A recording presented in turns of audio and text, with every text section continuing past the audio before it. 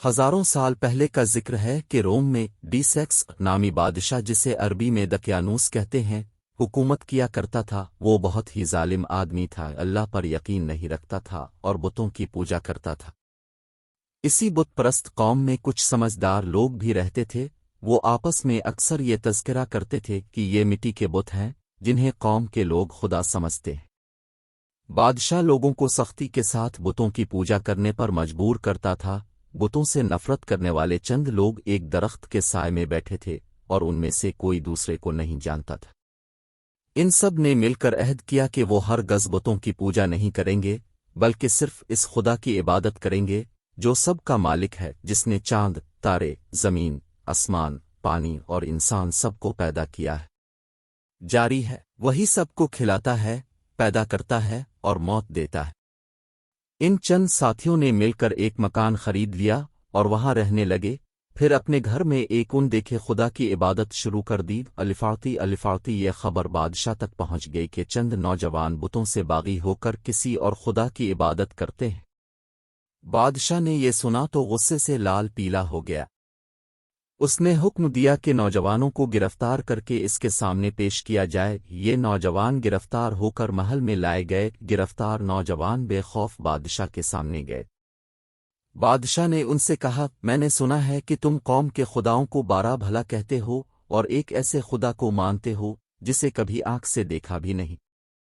شاید تم جوان ہو، اسی لیے اپنے مذہب سے بھٹک گئے ہو۔ دیکھو، تم ان باتوں سے باز آ جاؤ، میں تمہیں اچھے اچھے عہدے اور انعام دوں گا۔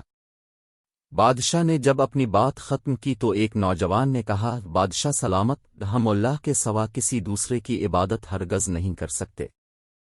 ہمارا اللہ تو بڑی طاقت والا ہے۔ پھر آپ کو بھی دعوت دیتے ہیں کہ اب بھی جھوٹے خداؤں کو چھوڑ کر سب سے بڑے اور سچے خدا کی بندگی کریں، جو مارتا بھی ہے اور زندہ بھی کرتا ہے، سب کو وہی رزق دیتا ہے، پانی برساتا ہے، فصل آگاتا ہے اور اولاد دیتا ہے۔ بادشاہ نے جب دیکھا کہ نوجوان اللہ کی تعریفیں کیے جا رہے ہیں تو وہ غصے سے کانپنے لگا اور زور سے چلا، آگ بکواس بند کرو۔ اس نے نوجوانوں سے کہا، میں تمہاری باپ دادی کی عزت کرتا ہوں، ورنہ تمہیں ابھی اور اسی جگہ قتل کر دیتا۔ میں تمہیں سوچنے کا موقع دیتا ہوں کہ اگر تم اپنے ارادوں سے باز نہیں آئے تو گردن اڑا دوں گا، اور اگر بتوں کو مان لیا تو دربار میں جگہ دوں گا۔ یہ مسلمان نوجوان بادشاہ کے دربار سے نکل کر سیدھے اپنے عبادت خانے میں آئے۔ یہ وہی مکان تھا جو انہوں نے خریدا تھا۔ سب نے مل کر مشورہ دیا کہ ہم شہر سے دور کسی پہاڑ کے غار میں چل کر رہتے ہیں، وہاں اللہ کی عبادت کریں گے، اور جب تک اس ظالم بادشاہ کی حکومت ختم نہیں ہو جاتی ہم اسی جگہ رہیں گے۔ رات کو جب سب لوگ سو گئے اور ہر طرف اندھیرا چھا گیا تو یہ نوجوان خاموشی کے ساتھ الفاٹ ہے اپنا سامنا باندھ کر کندھے پر رکھا اور شہر سے پہاڑ کی طرف چل دیے۔ انہوں نے ایک کتا پال رکھا تھا، وہ کتا بھی ان کے ساتھ چل دیا۔ چلتے چلتے دورے دن دوپہر کو یہ ایک پہاڑ کے پاس پہنچے، وہاں ایک غار تھا۔ ان نوجوانوں نے اپنے ہاتھوں سے اس غار کو صاف کیا اور غار میں بیٹھ کر سستانے لگے۔ طویل فاصلہ پیدل چلنے کی وجہ سے وہ بہت تھک چکے تھے۔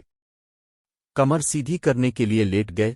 ان کا کتا غار کے منہ پر بیٹھ کر پہرا دینے لگا۔ تھکن اور رات بھر پیدل چلنے کی وجہ سے انہیں نیند آنے لگی اور ایک ایک کر کے سب سو گئے۔ کتا اسی طرح پہرا دیتا رہا۔ اللہ تعالیٰ نے انہیں ایسی نیند سلایا کہ وہ غار کے اندر 300 سال تک سوتے رہے۔ انہیں بھوک لگی اور نہ وہ بیمار ہوئے۔ 903 سال کے بعد سب ایک ایک کر کے الفاٹے گئے، ایک دوسرے سے پوچھنے لگے، بڑی گہری نیند تھی، ہم کتنی دیر تک سوتے رہے؟ دوسرے نے جواب دیا، آج ہم سارا دن سوئے، آج شاید دوسرا دن نکل آیا ہے۔ ایک ساتھی کہنے لگا، 2 دن ہو گئے ہمیں سوتے ہوئے، اب بہت بھوک لگ رہی ہے۔ انہوں نے کہا کہ ہم میں سے ایک آدمی جا کر بازار سے کھانا لے آئے۔ ان میں سے ملخا نامی نوجوان کچھ پیسے لے کر کھانے کا سامان لینے شہر کی طرف جانے لگا تو سب نے اسی اچھی طرح سمجھا دیا کہ کسی کو ہمارے بارے میں مت بتانا، ورنہ ظالم بادشاہ گرفتار کر دے گا۔ شہر پہنچ کر ملخا نے دیکھا کہ شہر کا نقشہ ہی بدل گیا ہے اور اونچی اونچی عمارتیں کھڑی ہیں، سڑکیں، گلیاں، سب کچھ تبدیل ہو گیا، یہاں تک کہ ملک میں چلنے والا سکہ بھی بدل گیا۔ جب ملخا کھانے کی ایک دکان پر گیا اور ظالم بادشاہ کے زمانے کا سکہ پیش کیا تو دکاندار حیران رہ گیا اور کہنے گا یہ تو بادشاہ قینوس کے زمانے کا سکہ ہے، تمہیں کہاں سے ملا؟ چند اور لوگ بھی جمع ہو گئے اور کہنے لگے اس نوجوان کو قدیم خزانہ مل گیا ہے جس میں سے یہ سکہ نکال لایا ہے۔